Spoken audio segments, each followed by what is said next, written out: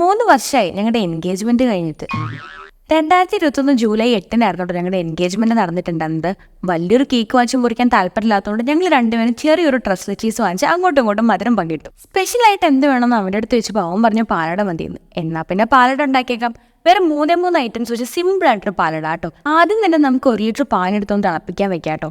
പാല് തിളച്ചു വരുന്ന ടൈമിലേക്ക് നമുക്ക് മിൽമയുടെ ഇൻസ്റ്റന്റ് മിക്സ് ഇട്ട് നന്നായിട്ടൊന്ന് ഇളക്കി കൊടുക്കാം. കൈ എടുക്കാതെ ഇങ്ങനെ ഇളക്കി കൊടുത്തോണ്ടേ ഇരിക്കണം, ഇല്ലെങ്കിൽ അടുക്കി പിടിക്കാനുള്ള ചാൻസ് നല്ല രീതിയിലുണ്ട്. കുറുകി ഈ ഒരു കളറായി വരുമ്പോഴേക്കും നമുക്ക് ഇതിനകത്തേക്ക് മിൽക്ക് മെയ്ഡ് ആഡ് ചെയ്ത് കൊടുക്കാം. ഞാനിവിടെ 1 ടിൻ ഫുൾ എടുക്കുന്നുണ്ട് കേട്ടോ. നിങ്ങൾക്ക് മധുരം നോക്കിയിട്ട് ആവശ്യത്തിന് ചേർത്താൽ മതി. നമ്മുടെ പാലട ഓൾമോസ്റ്റ് റെഡി ആയിട്ടുണ്ട്. നമുക്കിനി ഒന്ന് ഇറക്കി വെക്കാം. തണുക്കുന്ന ടൈമിലേക്ക് ഞങ്ങൾ ഫുഡ് കഴിച്ചേക്കാന്ന് വിചാരിച്ചു. ഇന്നത്തെ സ്പെഷ്യൽ ബീഫ് ബിരിയാണിയാണ്. ഇന്ന് ഞാനല്ല കേട്ടോ ബിരിയാണി ഉണ്ടാക്കിയത്, ഇത് അമ്മ ഉണ്ടാക്കിയ ബിരിയാണി. എനിക്കിന്ന് അതിനുവേണ്ടി മെനക്കെടാൻ തീരെ സമയം ഉണ്ടായിരുന്നില്ല. പക്ഷേ ഈ സാലഡും പപ്പടവും ഞാനാണ് കേട്ടോ ഉണ്ടാക്കിയത്. ഇന്ന് പുറത്തൊക്കെ പോയി ഫുഡ് കഴിക്കണം, കറങ്ങി നടക്കണം എന്നൊക്കെയാണ് കേട്ടോ വിചാരിച്ചത്. പക്ഷെ പ്ലാൻ അങ്ങ് മാറ്റി ഫുൾ വീട്ടിൽ തന്നെ ആക്കി. ബിരിയാണി എന്തായാലും സൂപ്പർ ആയിരുന്നു. അല്ലെങ്കിൽ അമ്മ ഉണ്ടാക്കി തന്ന ഫുഡിന്റെ പ്രത്യേക ടേസ്റ്റ് ആയിരിക്കുമല്ലോ. ഞാനൊരു ബിരിയാണി ലോവറാണ്, പ്രത്യേകിച്ച് ബീഫ് ബിരിയാണി. ചിക്കനേക്കാൾ കൂടുതൽ എനിക്ക് ഇഷ്ടം ഈ ബീഫ് തന്നെയാണ്. പിന്നെ എവിടെ പോയാലും ഞാൻ കഴിക്കാൻ ആഗ്രഹിക്കുന്ന ഒരു ഫുഡും ഈ ബിരിയാണി തന്നെയാണ്. പക്ഷെ ഹരിക്ക് ഇഷ്ടം ഫിഷ് ബിരിയാണിയാണ്. ആളൊരു സീ ഫുഡ് ലവറാണ്.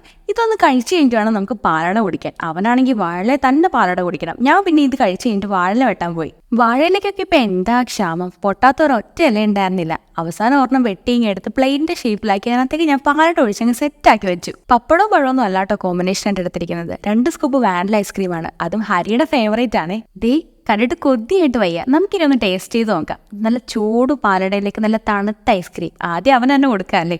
കൊതിയെ അവന്റെ മുഖത്തെ എക്സ്പ്രഷൻ കാണുമ്പോൾ തന്നെ മനസ്സിലാവും സംഭവം അടിപൊളിയായിട്ടുണ്ടെന്ന്. ഞാൻ ആദ്യമായിട്ടാണ് കേട്ടോ ഈ കോമ്പോ ട്രൈ ചെയ്ത് നോക്കുന്നത്. ആ പാലടയും ഐസ്ക്രീമും കൂട്ടി ആദ്യത്തെ കഴിച്ചപ്പോൾ തന്നെ ഉണ്ടല്ലോ ഒരു രക്ഷയില്ലാത്ത ടേസ്റ്റ് ആട്ടോ. എനിക്ക് ഭയങ്കരമായിട്ട് ഇഷ്ടപ്പെട്ടു. അപ്പൊ ഇതുവരെ ട്രൈ ചെയ്ത് നോക്കാത്ത ആരെങ്കിലും ഉണ്ടെങ്കിൽ എന്തായാലും ഒന്ന് ട്രൈ ചെയ്ത് നോക്കണം. മസ്റ്റ് ട്രൈ ആയിട്ടാണ്. അപ്പൊ ഞാനും ഹാപ്പി, അവനും ഹാപ്പി. ഞങ്ങളുടെ രണ്ടുപേരുടെ എല്ലാ തിരക്കും മാറ്റി വെച്ച് ഫുൾ ഡേ വീട്ടിൽ തന്നെ സ്പെൻഡ് ചെയ്തു. അപ്പൊ നെക്സ്റ്റ് ഒരു വീഡിയോ ആയിട്ട് കാണുന്നത് വരെ ഇറ്റ്സ് മീ റഹന ഇമിയ സൈനിങ് ഓഫ്.